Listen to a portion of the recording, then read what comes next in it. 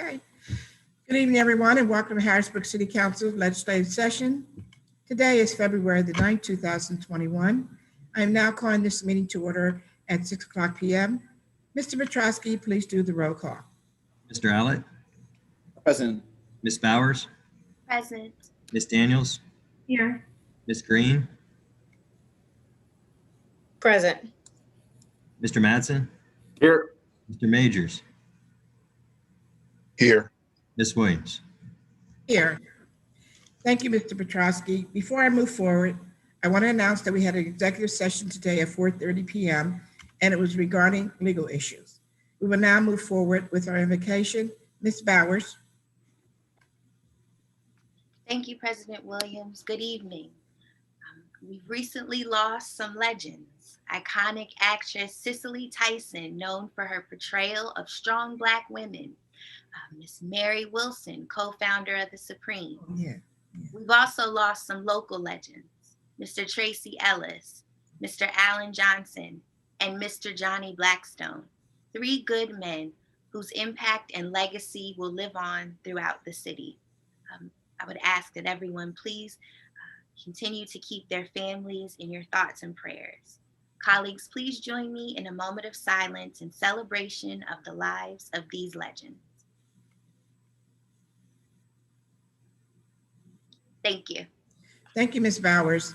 We now move on to Pledge of Allegiance. Mr. Mattson. Hey, President Williams. Good evening.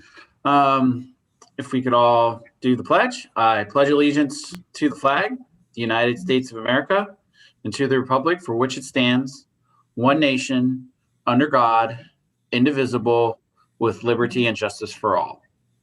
Thank you. Thank you, Mr. Mattson. Tonight, we were supposed to have communications from Blake Lynch. Mr. Lynch, are you on this evening? Could you make it? Okay. Seeing that he's not available tonight, we'll move on to courtesy of the floor. And anyone who would like to speak to the body of the City Council, we're going to give you a couple of minutes because you may be away from your phone. And note here that I'm announcing courtesy of the floor. Mr. Petrosky, do we have any attendees? Yes, we have 3 attendees tonight. If there's anyone interested in participating in public comment, if you could please raise your hand and I'll unmute you.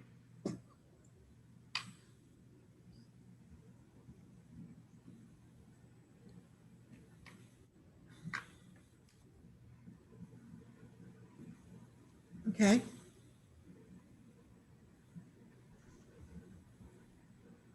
Anyone who has public comment, Mr. Petrosky? Okay. Last call. Anyone who has public comment, please raise your hand.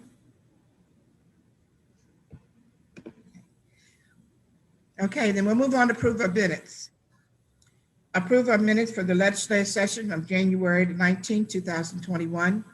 Council members, are there any omissions, deletions, or corrections? Hearing none, minutes will stand approved. We now move on to reports of committees. Report from Chair Allett on the work session of February 2nd, 2021. Mr. Allett, are you ready with your report? I am, Council President, but I did also just notice that Blake Lynch joined the call. I don't know if you know. Okay, then we'll wait. Mr. Lynch, are you there? Yes, Madam President. Okay. Good evening, Mr. Lynch. Good evening. I'll now turn it over to you. Good evening, Madam President. Just from the police commissioner, just wanted to extend greetings, but then also update you on a few things going on the Bureau side. With regards to the CSA program, which is now underway, we are very excited about that. The position has been posted internally as well as externally. It is for an ASME union position, grade 5. And we have a lot of people who are very, very interested in this position. We are doing a lot of research and collaboration with regards to other area police departments, just to make sure that we're getting a good grasp on what has worked successfully to ensure the success of our program as well. Today, myself, Captain Milo Hooper, as well as Corporal Hammer, were in Lancaster. We met with their command staff who were in charge of their CSA division of about 30 or so civilians, which assist their agency. in a similar fashion. So they are also ASME level union positions. So we got a good grasp on that. And then also what things that we can use to assist and incorporate with our community relations and to ensure the success of the program. So we are very excited about that. And, also just to answer any questions that anyone may have, because unfortunately there's been some misinformation with regards to what CSAs may or may not be able to do, or at least the vision of what they are. So just wanted to come on and answer any questions for council if that's something that you may be interested in. Okay, I'll start with Ms. Green, Public Safety Chair. Ms. Green, do you have any questions for Mr. Lynch? I don't have any questions for you at this time, Mr. Lynch. Thank you for your hard work. Thank you. Thank you. Anyone else? Okay. Mr. Lynch, I don't think anyone has any questions regarding the CSA. I'm sorry, Mr. Madsen. Oh, Mr. Majors, I'm sorry. I didn't see you. Yeah, sorry. I had to get my my setup here Okay. corrected. Yeah. So you mentioned that the jobs are posted. If you could just go over. So you said how many positions are we looking to fill, and they're all grade 5? Is that correct? Go back to them. That's correct. There were a few people that did bid internally through the union. So we have to go through interviews with regards to that. But we will have other positions, other slots available. There weren't 7 people that bid internally, so they wouldn't fulfill them all. The position itself is posted on the city website, all the qualifications as well as the essential functions. So I'll allow, provide that to you if you'd like, of course, Councilman Majors, so you can see that. But with regards to qualified persons coming in, HR has said they have received a lot of cover letters and online application submissions. Our IT department as well as HR has been great in ensuring that that's been up and taken care of. And then myself, I've been fielding calls and emails left and right since the initial word came out from the news story that was done. Okay. And I guess, I don't know if this is a question for your HR, but in terms of the level of interest, do we have an idea of how many applications have been received thus far, and what's the timeline to, have these filled? And I know, I think Chair Green may be doing some sort of meeting to talk about this more once, if and when we do get all the positions filled. Absolutely. Councilman Majors, the timeline for the CSAs are to be completed. We're going to reevaluate at the end of the month. I don't have hard numbers yet, only because it is open position currently. Right now, I don't feel comfortable sharing the amount of internal applicants, just because that has to first go through the interview process with those union members. But there was interest there and engagement. When it comes to externally, I can tell you that me personally, at least 60 people, 50 to 60 people have reached out to me since council first started. I can tell you that people have gone through the commissioner as well as the mayor's office and HR, saying that there's been a lot of interest and engagement. So that's very exciting. And I can say that a large portion of those people are residents of the city. Although there is no residency requirement for any position in the city, because that was something that was taken away through Act 47. I can tell you that we are looking for high quality people who are passionate about service to our residents and our community. So we're going to make sure that that's evaluated. Okay. All right. No, thank you. And just, I guess, a comment on that. I'm glad that we're getting a good level, excuse me, of applicants. And I think it's all of our hope that, that the pool of candidates that come from the city are quality. And then we do see quite a bit of those CSA positions filled by city residents. Because I think one thing that if we're going to work on continuing to improve the relationship between our Bureau of Police and the citizens, it will be good to have some of those aides be city residents who are, living here and working here and being able to thrive. So thank you for taking the time to come on and speak to us about this. Yes, sir. Thank you.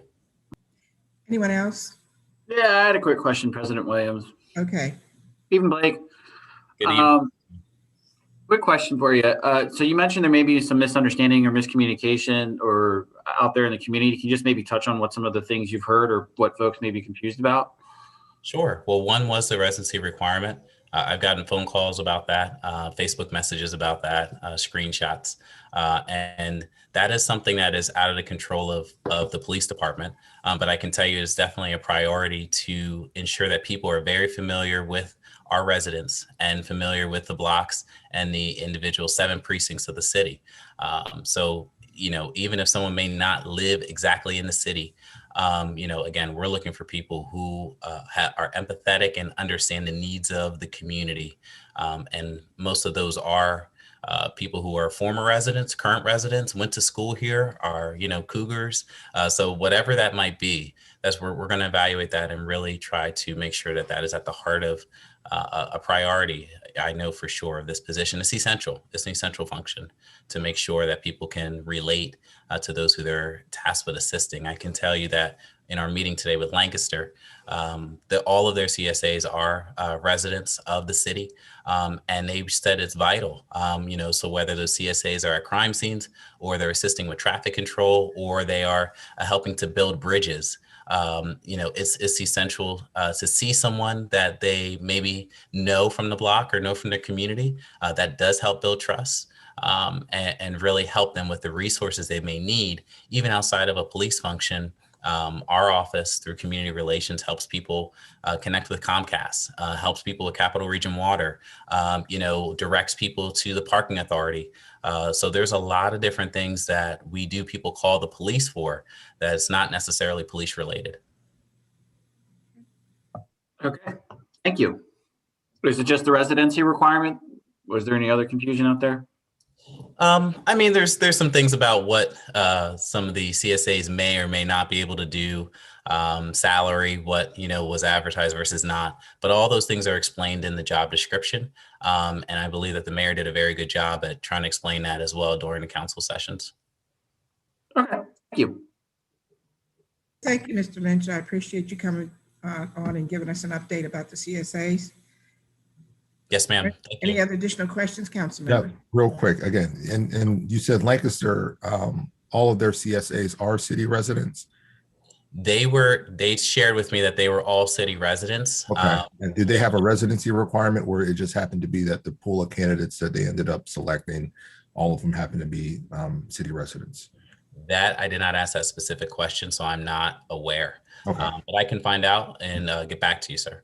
Okay, all right, yeah, no, well, no, that'll be great if you could find that out, because I think that is beneficial to have, that relationship there. So, yeah, thank you. Yes, sir. I would be Mr. Lynch, how many CSAs does Lancaster employ? I'm sorry, President Williams. How many CSAs does Lancaster employ? Lancaster has 16 CSAs, and they have another 6 PSAs, which are police service aides. So they do a variety of different tasks. There's some crossover. So with regards to writing parking tickets, or, assisting with a 5K run with blocking or directing traffic, crime scene control, translation services on behalf of officers because of the growing Hispanic population in Lancaster, as well as towed vehicles, abandoned vehicles. So they do a wide variety of things to try and assist the officers and the residents of the community, attending community events, different things like that. Okay, thank you very much. Mhm. Anything else, council members? Any other additional questions? Yes, I have a question and a comment. So following up with the line of questioning that Councilman Majors asked, I would also be curious about the potential residency requirement within Lancaster. And my comment is, you mentioned that the majority of the applications received thus far are city residents, and I would hope that city residents would gain precedence in the application process completely, where they can assume these critical roles. Thank you.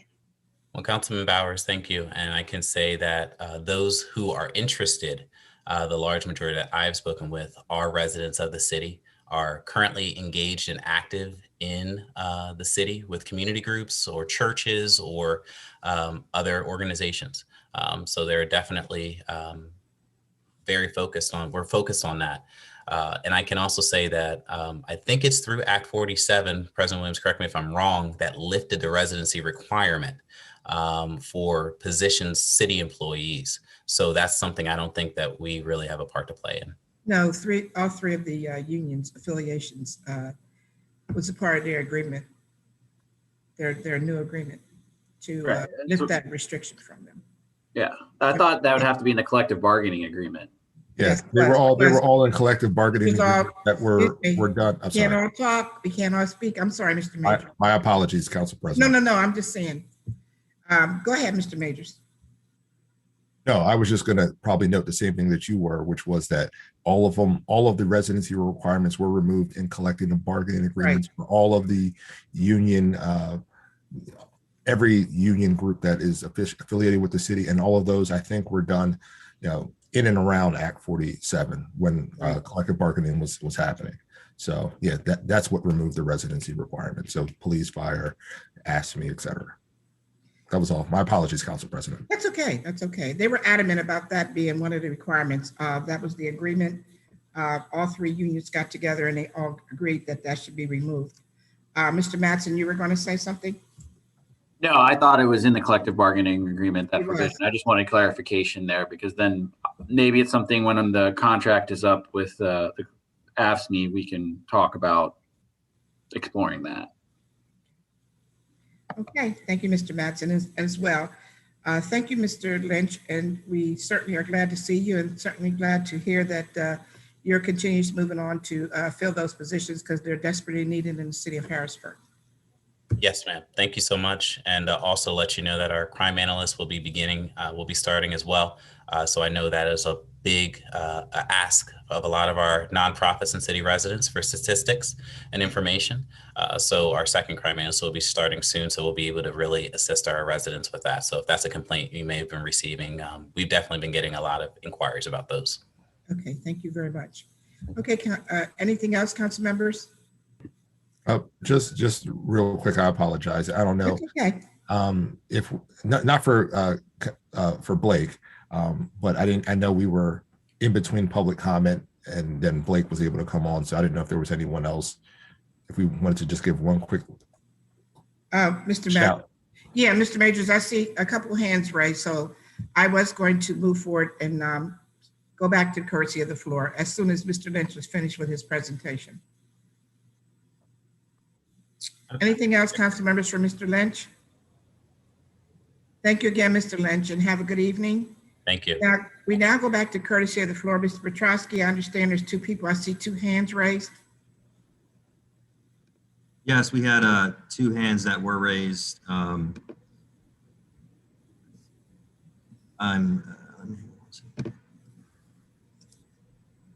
unmuting right now. If you could please identify yourself for the record. Yes, this is Kamika Campbell, and I am in Shipook. Thank you.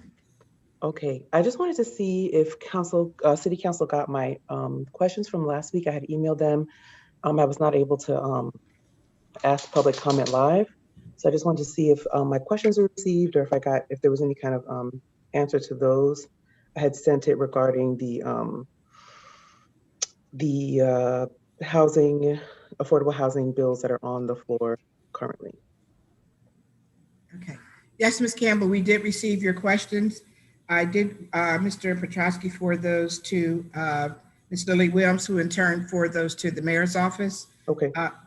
As of today, as a matter of fact, I just text Mr. Woolry and Mr. Brooke will send that. On the floor. I'm sorry. I didn't hear what that was. I'm sorry. I said Brooke, who is the executive assistant to Mark Woolry, who is our business administrator, will disseminate those questions out. We'll send those out to you tomorrow. She has all the answers to the questions that you asked. Okay. Departments, you asked the one question about what departments will be housed in the building at the M&T building located at 7th and Bow Street. Yes, ma'am. It is the engineering department, and there's several other departments that may go in with that, with the engineering department. At this time, we're not sure exactly how many other departments will go into that building. Okay. Bill 16, when you asked about the absentee landlordism, it was referred to Mark Worry, he was our business administrator, because they had indicated that anytime the questions are asked from the public, that we forward those to the administration's office, so they will forward the answers to you. Okay, that's great. Okay. Now, Yeah. one I can answer also, Resolution 4 that you asked about the AAP line. Mhm. How does it line up with the 2021 budget and the pending comp plan? Well, the economic development has a federal budget. It goes from October the 1st, extends to September the 30th the next year. And the comp plan matches up with every line of money for the federal funds. The city budget is different from the city general fund. Mhm. So if you need additional information, Ms. Lily Williams says she will be available to answer that question for you tomorrow. That is excellent. Thank you. You're I welcome. wanted to make sure I got to this. So those are my previous questions, and I wanted to make sure and read my comment for tonight. Right. And then the other question you had, qualifications of how will the certificate of qualification be promoted for participation by Black and Brown affordable housing developers? Well, we're going to continue discussion on that particular bill. So I look forward to us in work session, continue on with that particular bill. Absolutely. Absolutely. Thank you very much for answering my questions You're welcome. from last time. So I just wanted to make sure and read my public comment. Today was a very pivotal day, and I just wanted to kind of address some of the things that happened in November and just read my public comment for this evening. This comment was actually written a while back, but I wanted to make sure and just read it into record for the. It's not a repeat. It's just something I'd never read before. So for this evening, I want to say, dear City Council, thank you for passing an historic piece of legislation with Bill 8's 6-1 vote for the Community Law Enforcement Advisory Committee. You all did a great job organizing and taking public comment. Thank you for working with the community. This bill is obviously not enough, but it's a great start. We're especially thankful for Councilperson Asha Green. You're an awesome leader, and Harrisburg is blessed to have you. We are looking forward to hearing more about when this committee will become active. We all have Eric on record saying that he will sign whatever City Council puts on his desk. You all will continue to hear from the community on this issue. I'd also like to address the dangerous incompetence of Eric Robert Pappenfuse in light of his response to the Hurston Manor incident of 2020. But first, we want to thank you all for the gift of the body cam footage from the Hurston Manor incident on 11/7/2020. It proves that we told the truth. This also sets a new precedent for the city of Harrisburg. The city government can and will release body camera footage when the community demands it without right to know request or following internal protocols, and within 3 to 4 days of a police incident. When will City Council propose a legislation based on this incident on how the city is to release body camera footage for all police misconduct related issues? Congratulations and thanks again for helping us all see what is possible from our city government. This is a win for transparency. Additionally, the way that Eric pushed to release this footage proves a few things about him. Eric Robert Pappenfuse is the liar that the community says that he is. He is also a virulent opportunist and a racial instigator. He was on Miss Anna White's show, The Last Word, trying to tell the community that he understood that racism and white privilege are real. And yet, 2 days before that show, he tried to use his white male privilege, the weight of the entire city government, and local press to try and bully and bury one Harrisburg resident. How is that working out for him in the city government? Is this the kind of person that residents want bastardizing the office of the mayor? Is this who we want representing Harrisburg residents in the Commonwealth? In June 2020, Eric met with the leadership of the Young Professionals of Color, Greater Harrisburg, to hear our community concerns after days of protests about George Floyd's death. He told us in that meeting at the Martin Luther King Administration building that a review board for the police didn't need to have powers because it would be a good bully pulpit. We asked him why he didn't use his bully pulpit then to get legislation on police accountability passed for Harrisburg. He kicked the can back to City Council and immediately blamed you all for not being able to pass good legislation. So it begged the question in our community, what would he use his bully pulpit for? The answer, absolutely nothing at all until now. He will use his bully pulpit to put a target on the heads and backs of Black women, punish community activists, preach respectability politics to Black and brown leaders, showcase his cultural incompetence, lie about questionable police conduct, self-aggrandize, fall asleep during budget meetings, whine when he doesn't get his way, excuse his mismanagement of the budget, push racist concepts like stopping ghettoization in Harrisburg neighborhoods, and act as a local terrorist and traitor to his own constituents. He didn't even publicly address the killings and shootings that have been happening in Allison Hill until November 2020, when he tried to shame and blame a private citizen for wasted police resources and his lack of action. But the shame is on him. He is a disgrace to our capital city and the Commonwealth of Pennsylvania. He has proven to the community that he only cares about himself and the 7 out of over 100 police officers that live in the city of Harrisburg. He blew his already questionable and fragile credibility on trying to shame one Harrisburg resident. But instead, he proved to everyone that his inaction on various community issues is not because he can't do anything, but because he absolutely does not care about the 78% of Harrisburg residents. His social capital is spent. And guess what? He's about to lose his job. We want him to remember the Hurston Manor incident of 2020 when Harrisburg votes him out in 2021. We want him to remember how he counseled a community organization on what bully pulpits are supposed to do. We want him to remember how he hid from the community for over 6 months during the pandemic, the country's civil unrest, and the various community issues facing Harrisburg residents. We want him to remember his failure and to actually work with diverse community leaders and his ineptitude in bringing the city together. We will use our bully pulpit as residents to get him out of office with our votes. He is unfit to hold the highest office in our city. In fact, he was never fit to serve. I call on Harrisburg City Council to disavow his perpetually harmful behavior and to protect residents of our city from his reckless actions. Let's put the people of Harrisburg, Pennsylvania, before Eric Robert Papensius' vicious ego. Thank you. Okay, thank you. I see we have another hand, Mr. Petrosky.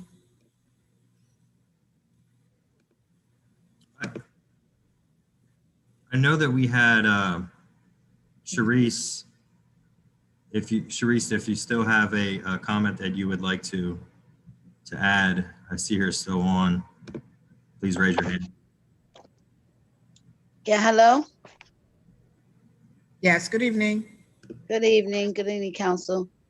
Yeah, there was a question that Aaron had that came in from a resident regarding parking, regarding COVID. It's just difficult right now. If there's any plans of how we can either, I know this can't happen, I'm not sure. They were talking about suspending parking, where people can park when there's snowing, and everybody's home for COVID. They're working from home, so it's not like they can park on the other side of the street. And now you got the grandkids and everybody running in and out of each other's homes, and there's like not just people having 2 cars. This came up before. I don't know if anything has been talked about. I know when there is a snowstorm and things, we have the garage, the garages that people go to. But for as the parking, I told them we would ask, but that's a question for council. I just don't know where we go with this parking issue. Ms. Bear, let me get back with you because I am trying to work on a solution for that particular case. I was approached by several individuals at the grocery store, and they were concerned because they all received parking tickets and they were all at home working from, for their jobs. So I am working on that. I will get back with you. If you have somebody in particular that I can contact who asked you that question, I can certainly get back with them once I get a solution to that particular problem. Yes, ma'am. Okay. Yes. Because I have been, as I said, I've got several calls, and as I indicated, I had several people approach me because about 12 of them all got tickets on that very same day, and they had nowhere to park their vehicles. Yes, that's correct. One that did, if they did park, they parked almost 2 blocks away and had to have somebody pick them up. So it's just very difficult just to escape away from I think the tickets are what, $25 or $30 now, and they increase, fast now. Well, so that was a question from Aaron. And I understand what their concern is, because during the time that it's snowing, we do use that time to do the plowing of the snow. Other times we utilize that time for your utilities if they need to do any digging or replacing any pipes or sewer lines, as well as tree trimming. So I am in conversation with someone regarding that. So as soon as I get an answer, I will definitely make sure that Mr. Johnson knows what we're going to do. And as well, I need to talk to the parking authority as well. Yes, ma'am. Thank you. Okay. Anyone else? I don't see any other hands, Mr. Petrosky. Nope. Okay. We will now move forward with the legislative session agenda. We will continue on and we will go to reports of committees. Mr. Allett, you ready with your report? I'm ready. Yes, thank you. You're welcome. On the work session of February 2nd of 2021, we discussed Bill 1, which is an ordinance authorizing the city of Harrisburg to negotiate and enter into an agreement with M&T for acquiring a real estate property located at 1002 North 7th Street, so what is known as the M&T Bank Building. This has been a discussion that predated this year and began last fall. It is a space that is needed due to the requirement of additional space for the Public Works and Engineering Department, and we've had multiple discussions on it. The deal that was made, it was actually a good deal between the bank and the city, and as such, I recommend us voting in affirmative for this bill going forward. And that concludes my committee notes from the work session of February 2nd. Thank you. Thank you, Mr. Allett. We now will move for report from Chair Bowers on this work session of February 2nd, 2021. Ms. Bowers, are you ready with your report? Yes, I am. Thank you, President Williams. You're welcome. On Tuesday, February 2nd, 2021, the Building and Housing Committee met to discuss Bill 16 of 2020, Bill 17 of 2020, Resolution 4 of 2021, and Resolution 5 of 2021. Bill 16 of 2020 and Bill 17 of 2020 are two bills within a four-bill legislative package addressing affordable housing. Bill 16 of 2020 is an ordinance amending the codified ordinances of the City of Harrisburg, adding thereto Title 12, entitled Affordable Housing, establishing incentives for the development of affordable dwelling units through the use of affordable housing development certifications and agreements, authorizing the promulgation of rules and regulations to establish and maintain affordable housing programs, and imposing fines and penalties for willful noncompliance with program requirements and agreements.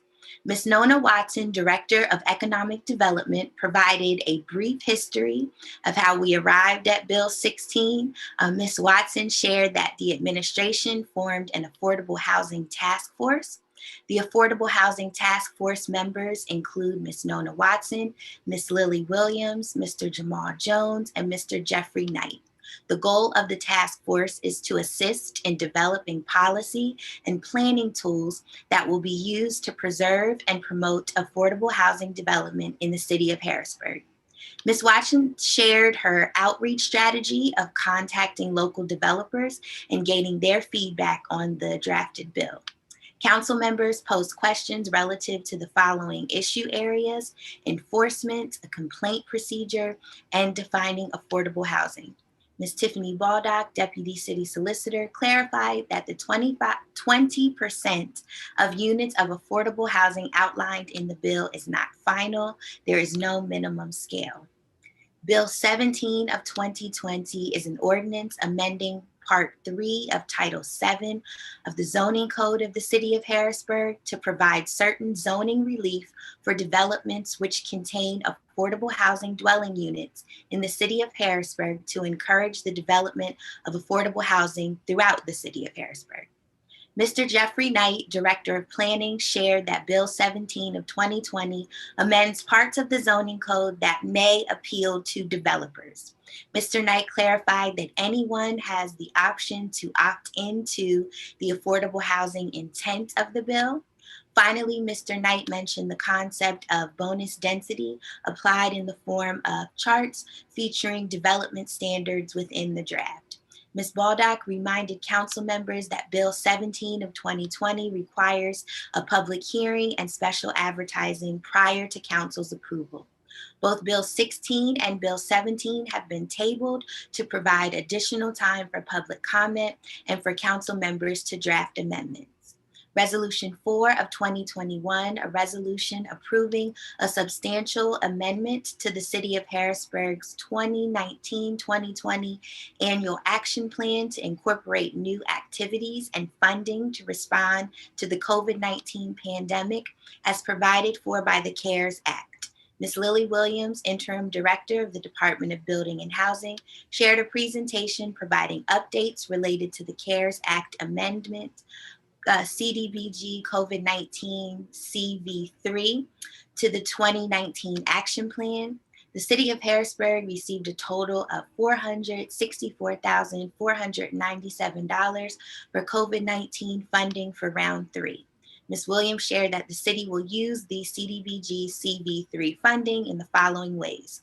$371,598 is allocated for public services that prevent, prepare, and respond to COVID-19. The 15% cap waiver still applies. $92,899 is allocated for administrative purposes. Ms. Williams shared that the 2019 Annual Action Plan goals have not changed. Ms. Williams also provided an update regarding the rental relief program. She shared that 50 applications are processed bi-weekly. A total of 603 rental assistance applications were received. 200 applications have been processed and approved. 116 people were denied. 108 applicants received were from residents outside of the city limits. Only 8 applications received from city residents were denied. Of the 8, 7 were rooming houses and 1 was over the income limit. Ms. Williams clarified that the maximum amount that can be awarded is $5,000. Of the approved applications to date, the average rent check approved is $2,076.72. The average amount of utility approvals is $381.36. With that, I would ask my colleagues to support Resolution 4 of 2021 with an affirmative vote. Our final piece of legislation discussed was Resolution 5 of 2021. Resolution 5 is a resolution approving the 2020 Annual Action Plan for the City of Harrisburg necessary to the Community Development Block Grant Program, or CDBG, Home Investment Partnerships Program, HOME, and Emergency Solutions Grant, ESG programs. Ms. Williams reviewed the consolidated plan and Annual Action Plan. Finally, Ms. Williams shared the timeline for the 2020 Annual Action Plan. January 20th through January 26th of 2021, a public comment review period took place. On January 28th, 2021, the 2020 Annual Action Plan was shared. The 2019 Annual Action Plan CARES Act Amendment was shared on January 28th of 2021. A public hearing was held on February 2nd of 2021, and the Annual Action Plan goals include community development and public improvements, public services, blight and demolition.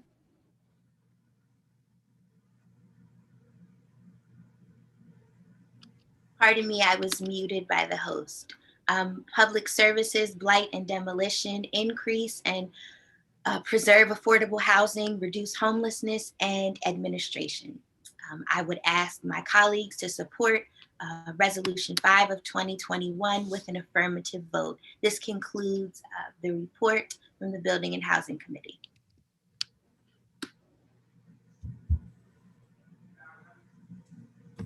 Thank you, Ms. Bowers. I was muted as well. Thank you. Moving on to ordinance for first reading.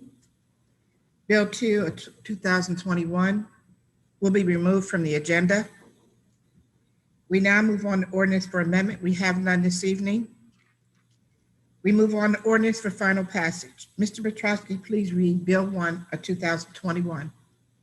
Bill 1 of 2021 is an ordinance authorizing the City of Harrisburg to negotiate and enter into an agreement of sale with Manufacturers and Traders Trust Company for the purpose of acquiring the real property and improvements thereon located at 1002 North 7th Street. in the city of Harrisburg and further authorizing for the negotiation and entering into of a lease agreement for the purpose of continued operation of an on-site cash dispensing machine. Council members, are there any additional questions, comments regarding Bill 1? Hearing none, Mr. Petrosky, please call the vote. Mr. Allett, Yes. Ms. Bowers, Yes. Ms. Daniels, Yes.